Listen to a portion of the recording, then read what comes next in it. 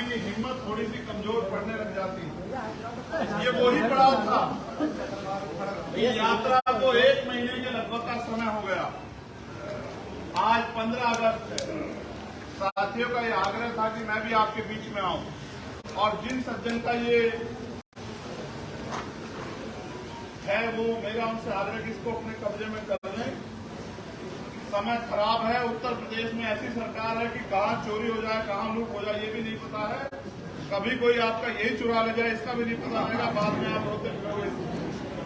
आज ऐसी सरकार उत्तर प्रदेश में है कि आदमी के आदमी चोरी हो जा रहे हैं। ये तो फिर भी ड्रोन है, ठीक है। इसलिए मैंने उनकी भलाई के लिए उन सज्जन को ये बात बताई कि आज तो आम आदमी नहीं, मेरे जैसे व्यक्ति पे भी सरेआम गोली चला के उसकी हत्या करने का प्रयास किया जाता है।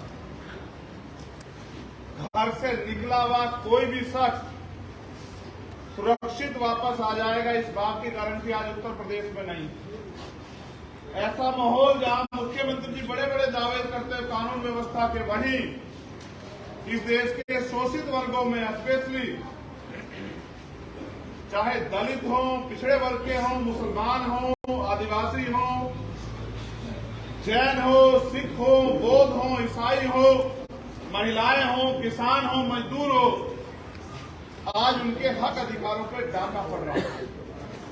इस डाके को रोकने के लिए जहां उत्तर प्रदेश में सब लोग चुप हैं और अन्याय को होते हुए देख रहे हैं, वहीं भीम आर्मी आजाद समाज पार्टी और कुछ ऐसे संगठन, चाहे वो किसान संगठन हो या मजदूर संगठन हो, वो इस हक की आवाज को, अधिकारों की लड़ाई को मजबूत करने का काम कर रहे हैं। ऐसे में वो सभी साथी जो साइकिल यात्रा में शामिल हुए, मैं उनका दिल की गहराई से धन्यवाद देता हूं। और अगर 24 घंटे की कॉल पे इतने सारे लोग इकट्ठे हो जाते हैं और इतनी बड़ी साइकिल यात्रा निकलती है, तो वो तमाम साथी जो यहाँ मंडल के हैं, जिले के हैं, प्रदेश कमेटी के हैं, सेक्टर कमेटी के हैं, विधानसभा कमेटी के हैं या बूथ कमेटी के हैं, वो सब लोग बधाई के पात्र हैं। उन सब के लिए तालियां जो है बजानी। लेकिन क्या हमारी लड़ाई पूरी हो गई? क्या हम लोग अपनी लड़ाई जीत गए? अभी तो लड़ाई शुरू भी नहीं हुई। हमें थोड़ी सी समझदारी दिखा के अपने काम को मजबूत करना। हमारे बीच हमारे बहुत सम्मानित जावेद भाई, हिजाब भाई, जावेद अख्तर जी, जो देहरादून से मेरे पुराने साथी, वो भी आगे, मैं उनसे भी आग्रह करूंगा कि वो भी यहाँ जाए। मेरा ऐसा मानना है कि हम परिवार के रूप में इस अन्याय का जवाब भी देंगे और अपनी ताकत बना के यहाँ के लोगों के लिए काम करने में भी सफल होंगे, ऐसा भी मेरा मानना है। मैंने देखा कि पसीना चल रहा था, सूर्य आपकी परीक्षा ले रहा था। रास्तों का क्या कहना, सड़क में गड्ढे हैं या गड्ढों में सड़क है, कुछ कह नहीं सकते। फिर भी मैंने ऐसे बहादुर साथी देखे, ना मोटरसाइकिल पे बैठे, ना गाड़ी में बैठे, ना साइकिल पे बैठे, वो लगातार दौड़ते रहे। मैं ऐसे साथियों के हौसले को और मजबूत करता हूं, उनसे ये आग्रह करता हूं कि जब तक आपके पास राजनीतिक शक्ति नहीं आएगी, आपको ऐसे ही दौड़ना पड़ेगा। और जिस दिन आपके पास राजनीतिक शक्ति आ जाएगी, उस दिन के बाद आपको कहीं दौड़ना नहीं पड़ेगा। जहां जो आपका काम कर सकता है, वो दौड़ के आपके घर आके बताएगा या अपने ऑफिस में आपका बैठ के इंतजार करेगा कि बताइए आपकी समस्या क्या है। मेरे लिए आपका काम, आपका प्यार, ये सबसे बड़ा है। इस मंच पर जो उपस्थित साथी, हमारे सीनियर साथी बोकाडिया जी, हमारे डॉक्टर बजपाल जी, हमारे सम्मानित जिलाध्यक्ष जी, हरिओम जी, प्रशांत सागर जी, रोहित सागर जी, भाई मैट सिंह जी, भाई रजत जी, भाई साजिद जी, अमित कसाना जी, ओमपाल जी, हमारे नवनियुक्त चेयरमैन भाई रवि चौधरी जी, और इस मंच से इधर भाई राजन हो, भाई भीमसेन जी हो, भाई विवेक जी हो, भाई धर्मराज हो, और हमारे मंडल के अध्यक्ष उपेंद्र राणा जी और तमाम वो साथी जिनका नाम मैंने नहीं लिया, चाहे वो ललित है कोई, वो अपने आप को ज्यादा प्यारा समझना, इनके तो नाम मैंने इसलिए लिए कि आप लोग इनको जान जाओ, जिनके नाम नहीं लिए उनको तो आप लोग ज्यादा बेहतर जानते हो।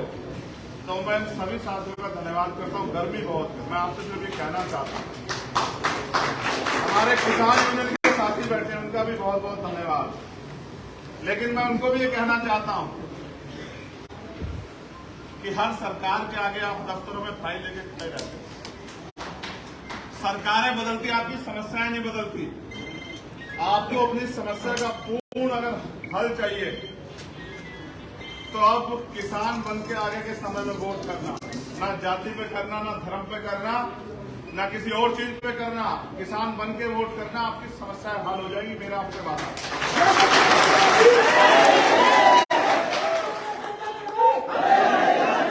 मेरा संदेश के तौर पे आप साथियों से आग्रह है कि जो पंपलेट अभी आपको यहाँ दिया गया है, उस पंपलेट को आप खुद भी पढ़ें और उस पंपलेट को लेके गांव बस्तियों में भी जाएं। जब आप गरीब की औलादे जाके काम करने, मेहनत करने काम करेंगी, अपनी ताकत बढ़ाने काम करेगी, तो इस क्षेत्र में जो पैसे वाले लोग रहते हैं, ताकतवर लोग रहते हैं, वो आपका रास्ता रोकने का काम जरूर करेंगे।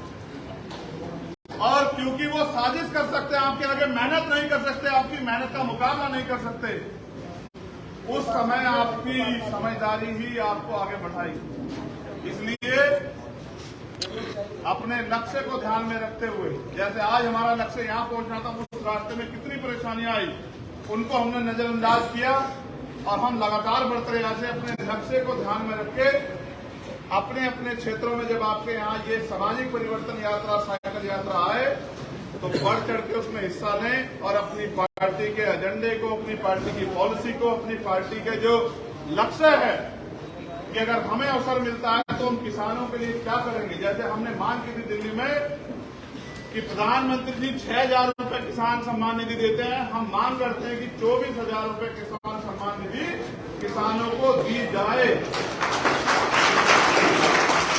जैसे हमने ये मांग की कि इस देश में 52% पिछड़े वर्ग के लोग रहते हैं,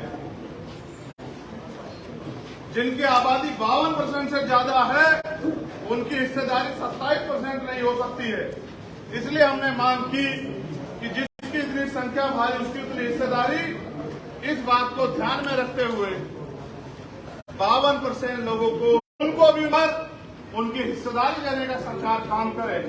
उसके साथ साथ मैं किसान भाइयों से पूछना चाहता हूं, क्या मुफ्त बिजली मिल रही है? क्या किसानों की आय दोगुनी हुई? क्या नौजवानों को रोजगार मिला? क्या महंगाई कम हुई? क्या सरकार के आने पे जुल्म ज्यादती बंद हुई? क्या धर्म के आधार पर जो अन्याय हो रहा है वो बंद हुआ? क्या आपको अच्छी शिक्षा मिल रही है? क्या आपको अच्छा इलाज मिल रहा है?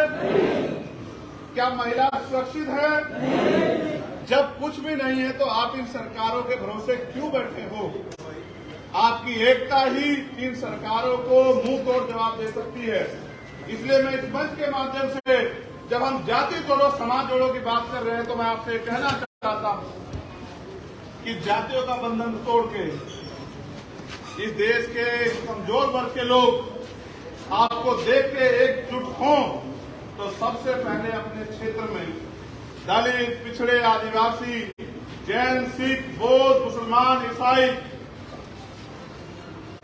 सिख, इन सब लोगों को एकजुट करने का काम करो, भाईचारा पैदा करो।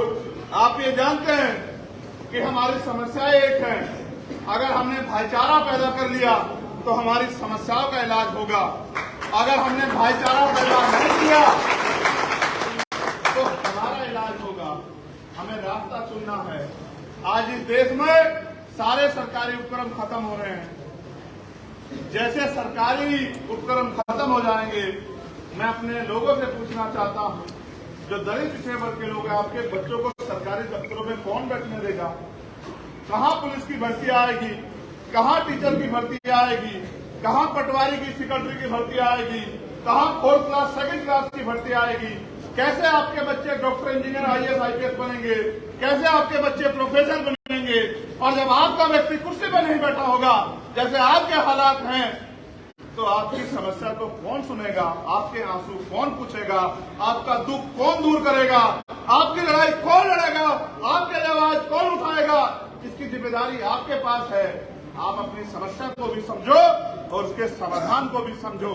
इस देश में बाबा साहब अम्बेडकर के द्वारा जो वोट का अधिकार दिया है, इससे ही आपकी जिंदगी में परिवर्तन होगा। इसके अलावा आप कुछ भी कर लो, किसी के पैर पकड़ लो, किसी के पैर छू लो, किसी की जय जयकार कर लो, जब तक राजनीतिक शक्ति आपके हाथ में नहीं आएगी, तब तक किसी गरीब का भला नहीं हो सकता इस प्रदेश में, ना ही देश में। ये बात आपको समझनी पड़ेगी। आपको 70 साल से ज्यादा लोकतंत्र आए हुए हैं। अगर आप मेहनत मजदूरी नहीं करोगे तो आपके घर में रोटी नहीं आएगी। सरकार झूठे वादे करती है, आपका पैसा लेती है, आपको लूटने का काम करती है, आवाज उठाने पे आपको डंडे से पीटने का काम करती है।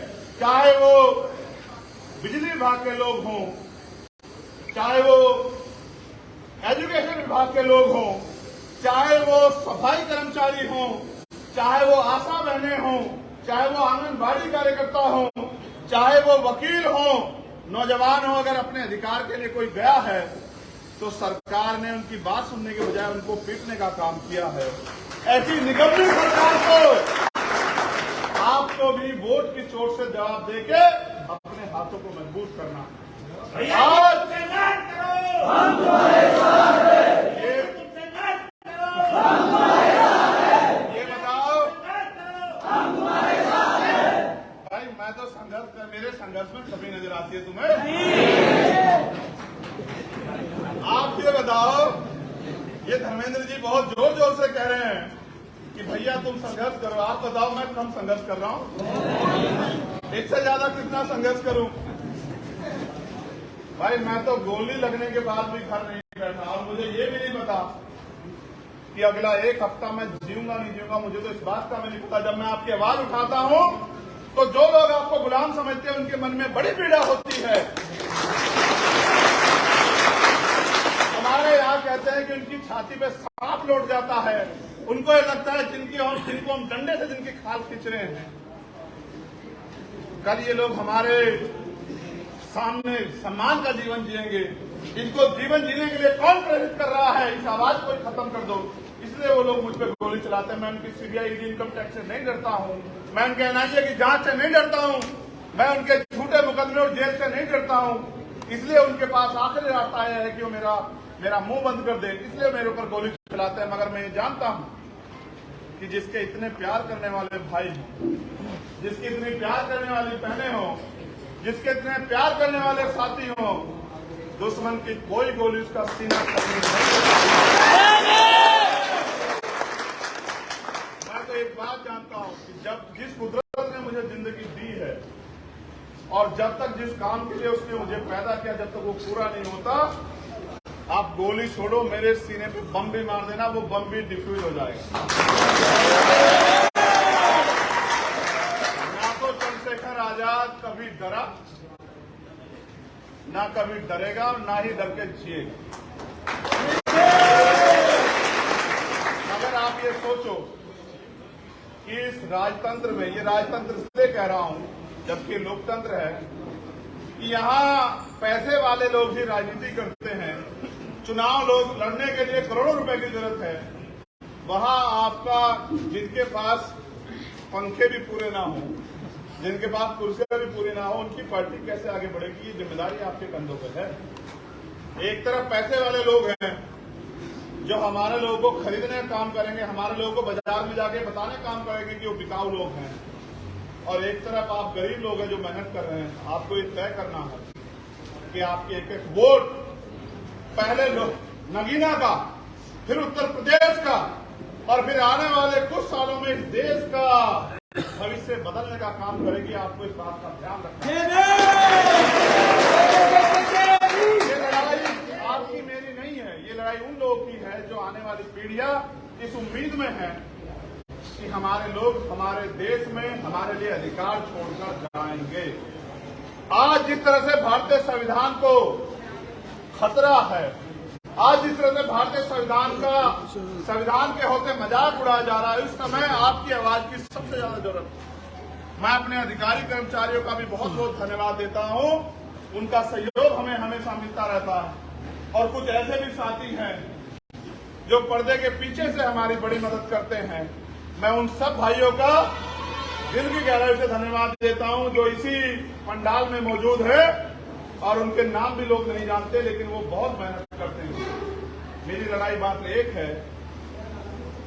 कि आप अपने पैरों पे खड़े हो जाओ, आप अपनी जिम्मेदारी, अपने अधिकार को समझ लो, और अपने अधिकार जो आपके अधिकार लोगों ने छीन रखे हैं उनको छीनने के लिए संघर्ष करो। और ये लोकतंत्र है, संघर्ष करने के लिए आपको कोई तलवार भाला नहीं उठाना है, कोई बंदूक नहीं चलानी है, अपने पक्ष में ईवीएम का बटन दबाना है। मुझसे लोग ये भी कह रहे हैं कि साहब आपके लोग आपके साथ रहेंगे लेकिन ईवीएम से हरा देंगे। तो मैंने उनसे ये कहा कि एक बार हमारे लोग तैयार हो जाए, इस ईवीएम का भी इलाज हम लोग जल्दी कर देंगे। आप लोग जरिए आपके वोट के अधिकार को लूटने का प्रयास किया जाएगा, उन सब चीजों का इलाज करने के लिए भीम आर्मी आजाद समाज पार्टी है। मैं अपने सभी साथियों का, जिसमें प्रधान साथी